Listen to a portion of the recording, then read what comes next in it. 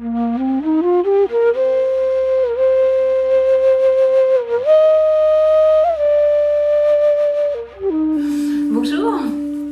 voilà, nous nous retrouvons aujourd'hui pour parler de la pleine lune du mois d'avril.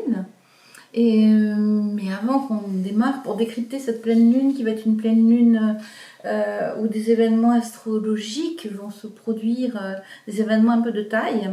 Donc on va vraiment parler de ça aujourd'hui. Mais avant tout, je voudrais vous remercier. Vous remercier pour vos likes, vous remercier pour vos avis, vous remercier pour vos partages, pour votre participation et le soutien que vous faites à cette chaîne. Mais avant tout, moi, ce qui m'intéresse, c'est de vous remercier par rapport à ce que vous faites dans vos vies, chacun, pour avancer vers qui vous êtes, vers déployer le meilleur de vous-même. Voilà. Donc nous commençons, c'est le mois d'avril, on démarre, c'est le printemps, et dans cette lunaison du mois d'avril, nous allons démarrer cette nouvelle lune, et je vais vous montrer ça tout de suite. Cette nouvelle lune va se démarrer le lundi 8 avril à 20h22. Et donc je vous montre ça. Au moment donc de cette nouvelle lune, nous avons une éclipse de soleil totale qui se fait en bélier. La nouvelle lune commence, comme toutes les nouvelles lunes, par une conjonction soleil conjoint lune. Ce mois-ci, elle se fait dans le dernier décan du bélier et donne lieu à une éclipse de soleil. Le bélier, c'est quand même un signe qui nous dit vers où vous avez envie de vous élancer pour agir, pour accomplir, mais aussi pour incarner les choses. Et ce mois-ci, ce qui est intéressant, c'est que chaque signe a une planète maîtresse.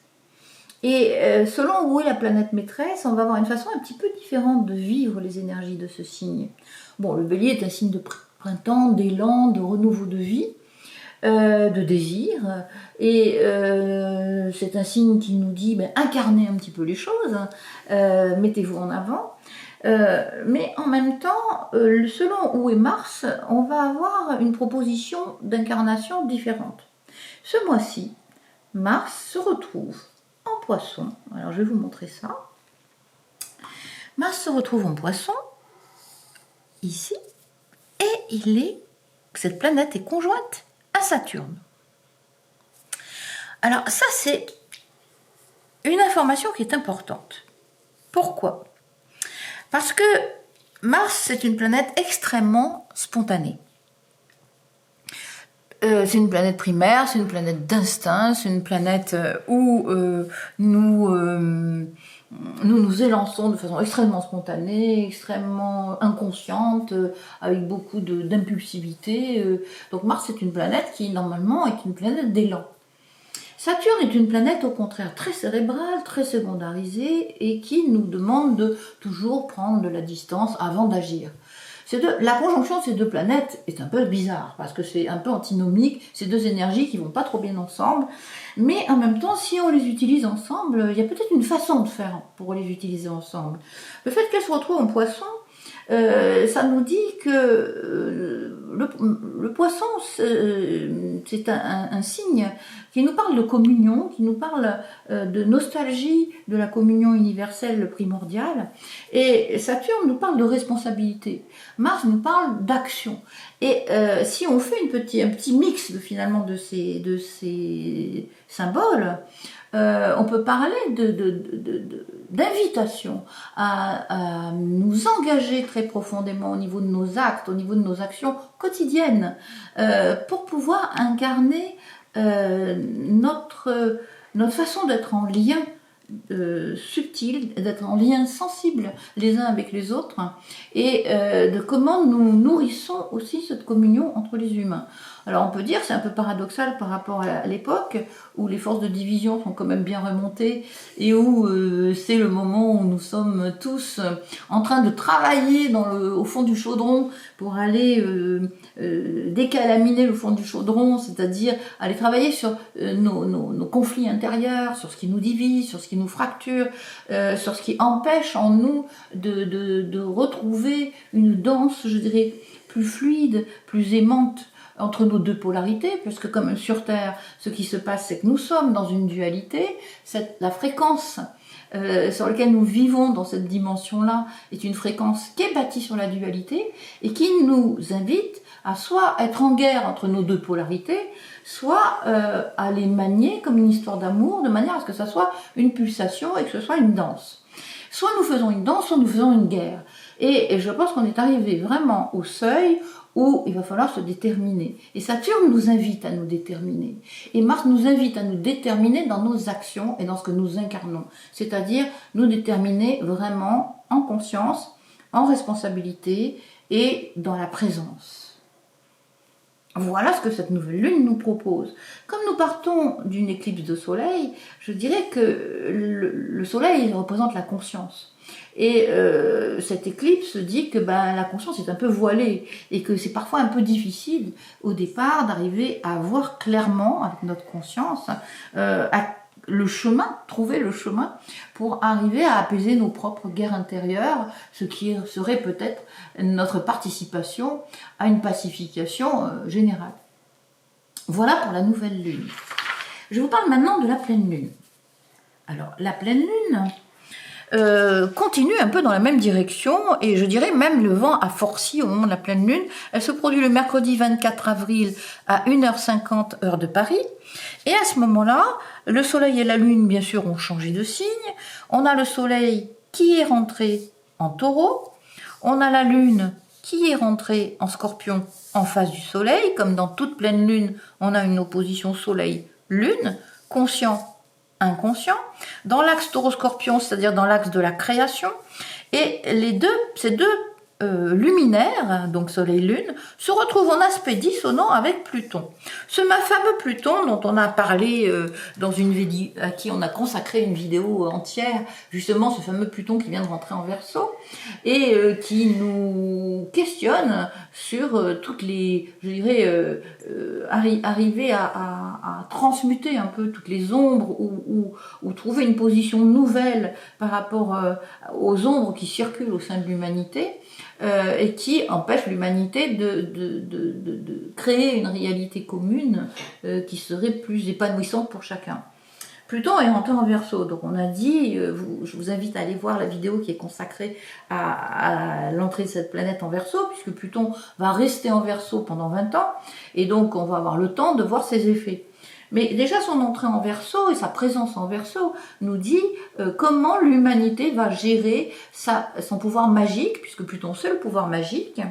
On peut dire qu'en nouvelle lune, la nouvelle lune se charge des énergies de pouvoir au niveau du mental, puisque Saturne est consacré au mental, au pouvoir que nous exerçons par le mental, par la loi, par la règle et par le jugement, et par la morale aussi.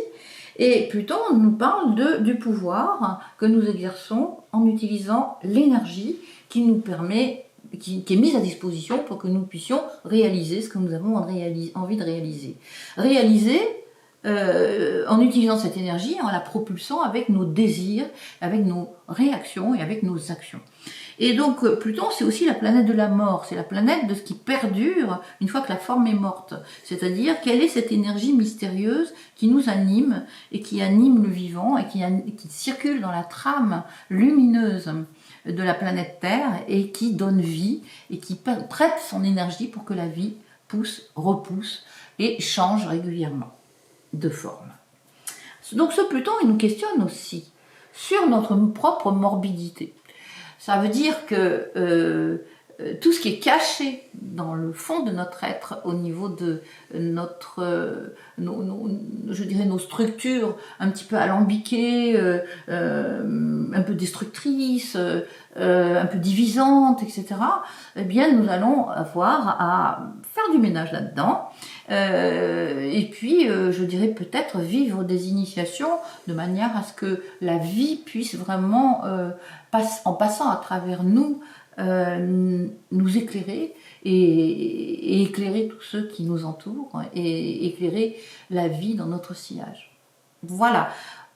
Cette pleine lune du Taureau est codée comme étant la pleine lune du Vésac, puisque la pleine lune du Vésac, c'est le moment où la pleine lune se fait en Taureau, et donc ça va être aussi l'occasion de fêter ça, puisque dans les traditions bouddhistes, etc., le Vésac est fêté, puisque c'est la pleine lune la plus fertile de tout le zodiaque, et à ce moment-là, on dit que les énergies christiques et les énergies bouddhiques se réunissent pour bénir la terre et bénir toute la création. Voilà. Et donc moi je vous invite, chacun et chacune à votre manière, à rendre hommage à la beauté et à la force du vivant dans vos vies et à travers tous les êtres que vous rencontrez. Voilà. Je vous remercie beaucoup de votre écoute, de votre présence. À savoir quand même qu'au cours de cette lunaison, nous allons avoir deux conjonctions qui sont très importantes. Une première conjonction, c'est la conjonction de Mars et de Saturne. Nous en avons parlé pour la nouvelle lune. Et la deuxième conjonction, c'est la conjonction de Jupiter et d'Uranus qui se produit cette année le 21 avril à 4h du matin exactement, 4h25 exactement, et ça se passe en Taureau. Alors cette conjonction est une conjonction rare, c'est pas tous les jours qu'on va avoir une conjonction pareille, et à savoir que Jupiter manifeste, c'est-à-dire produit du théâtral, on a là Jupiter qui est en Taureau, et on a Uranus qui est assez excentrique, et donc qui aussi est assez favorable à ce que des choses se montrent de façon inattendue et brusque, et en apportant des éléments encore jamais advenus. Donc je pense que cette conjonction-là et cette lunaison qui va voir cette conjonction se manifester peut être un moment particulier de théâtralisation de ce qui se passe sur Terre, et on risque d'être surpris, puisque Uranus a toujours plus d'un tour dans son sac pour nous proposer des événements et des données qui changent la donne justement de ce qui viendra par la suite. Donc on en reparlera le mois prochain. Je vous remercie, à très bientôt.